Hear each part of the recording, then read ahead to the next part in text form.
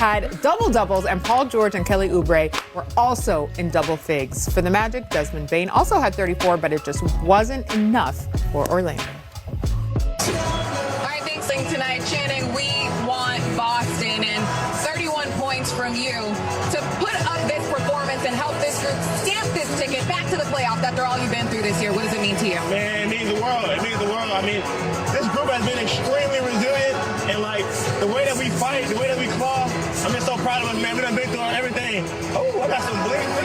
Got a little bling here. If you ever catch me out in a white one. Ooh, hold on.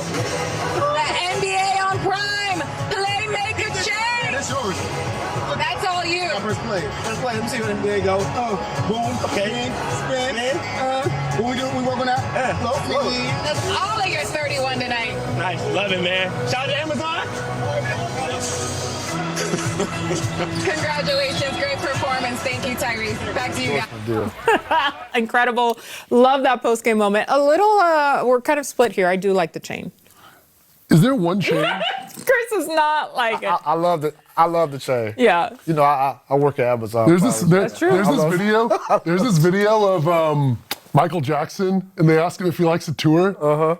And he said, I remember. Touring. I hate touring. And they're like, okay, one more time. I love the tour. I love the tour. That's what happened. Yes, that's exactly it. No, my question with the chain, is there just one of them? Do the players get to keep it after each I game? think they That's know. a great. They get the kid. I would assume, right? Because that chain didn't travel from Phoenix. Is last it in the night. budget? Yeah. Interesting. It's Amazon got, hey. So that's It's going in to the budget. That's going to be part of the trophy case, right? That's going to be part of the trophy case. I would think. want it to be. For sure. Right, yeah. Amazon's doing all right. Yeah, all right. Shout out to Christina Pink, one of the best to do it on the court. Great post-game interview there with Tyrese Maxey. All right, a huge win for Philly as they booked their ticket to Boston for a first-round matchup against the Celtics. You said it. That was their prize for winning tonight. Welcome. You're welcome. What were your primary takeaways for Philly on the heels of this victory, Chris? It was all about, for me, going into the postseason.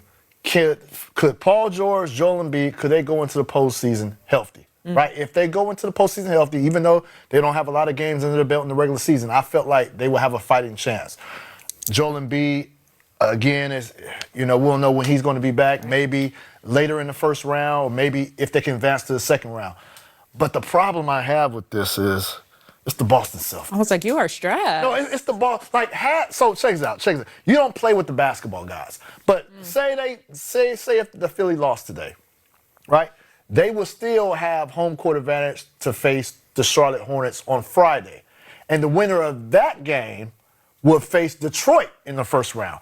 I feel much better thinking that Philadelphia has a chance to go deep into the series with Detroit, with the possibility of Embiid potentially arriving later in that series or even advancing to the second round. I just like that path for them more so. I hear you. But you don't play with the basketball guys. You compete. They look good. And for their victory, they have who most believe is the toughest team in the Eastern Conference, the Boston Celtics. They also made a very poignant statement in tonight's win. They said, we don't just want to win by one, as like we saw last night's games were so very close.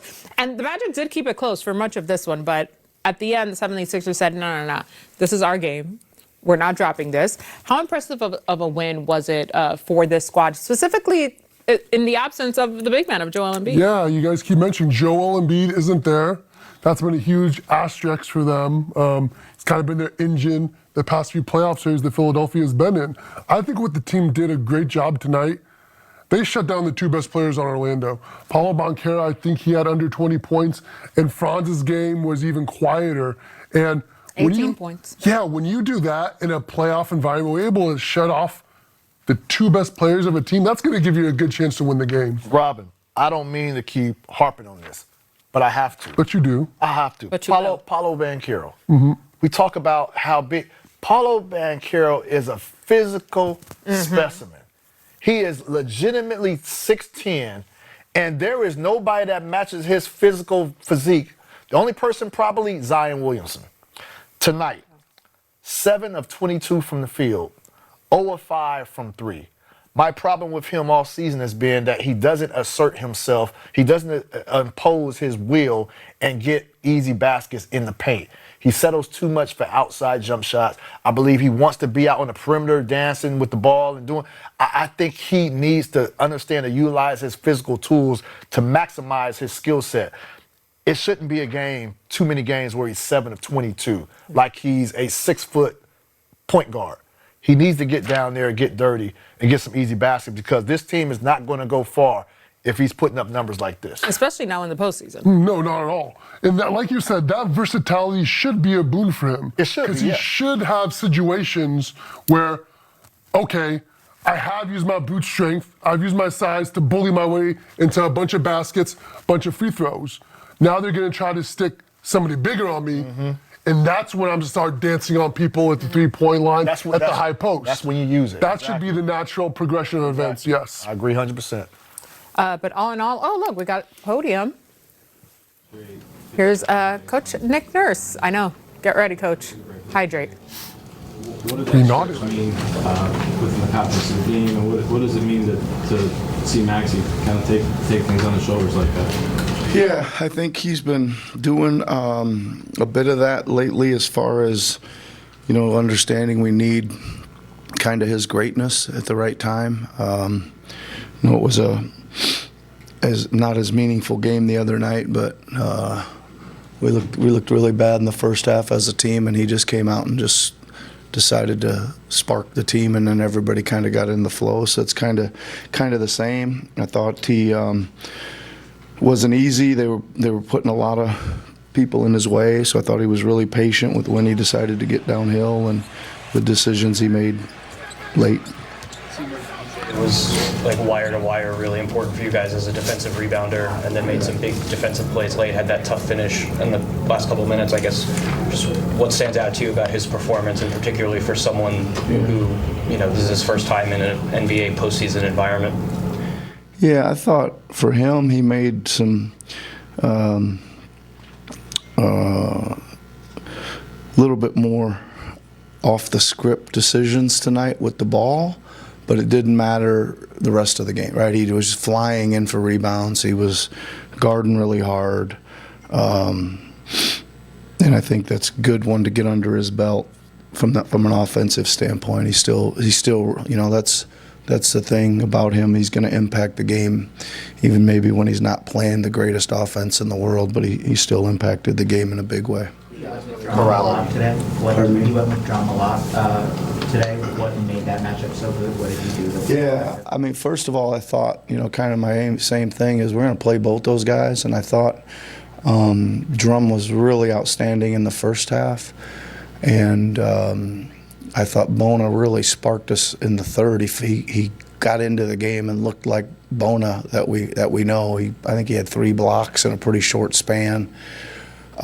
He was able to give us a stretch of some different defensive schemes, and then it was kind of just in and out with both of them, just based on, I thought they were both playing well and just trying to keep them as fresh as we could. So that was as good as they've kind of handled that position, for some time. Franz and Paolo are not most efficient isolation scorers, and they're not also a great three-point shooting team. I guess as a team that defensively has liked to help a lot this season on drives, how do you strike the balance between letting them play isolation and not helping too much, and then also staying committed to the schemes that you? Well, I think that overall defensively we did a lot of stuff we wanted to do.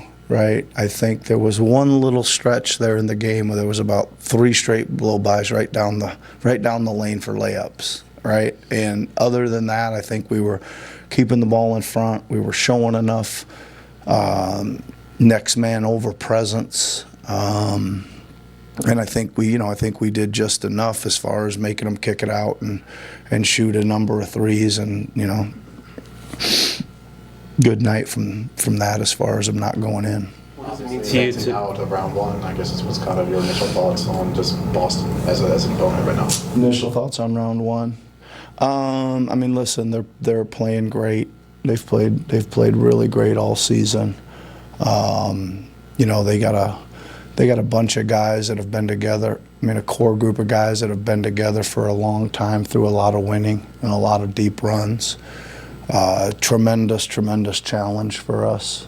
But we'll see if we can go figure something out between now and Sunday. What does it mean to make the playoffs after the way last season went?